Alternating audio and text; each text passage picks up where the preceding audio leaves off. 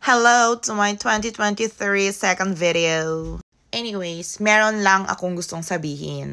Since dati pa, nakaka-receive ako ng mga messages about sa paghahanap ng Japanese father, we can't deny the fact na yung mga ibang half Japanese na unrecognized ng kanilang mga Japanese parents, kaya nila hinahanap yung Japanese parent nila kasi gusto nila magkaroon ng Japanese visa para makapag-work sa Japan. There is nothing wrong with that, actually. Kasi, for me, right mo as a Japanese child na magkaroon ng chance, magkaroon ng option kung saan mo gusto mamumuhay.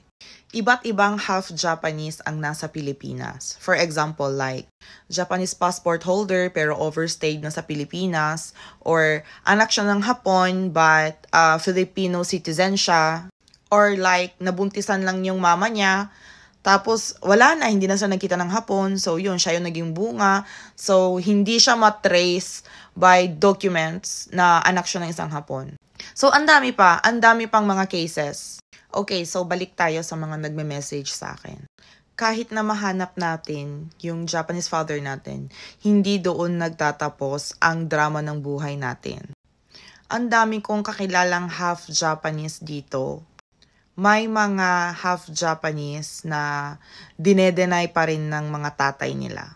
Kasi parang nasa mindset natin, mga Pilipino, na kasi anak kita may lukso ng dugo, ganon-ganon, mga kadrabahan. But dito sa Japan, hindi nag-e-exist ang lukso ng dugo.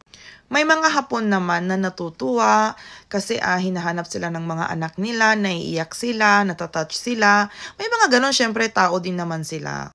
But hindi same sa iniisip natin na like, kapag nakita na nila yung anak nila, yung mga pamana, mga insurance, ako na yung magiging beneficiary kasi anak niya ako ang may karapatan sa mga pag-aari niya, sa mga bahay, ganon.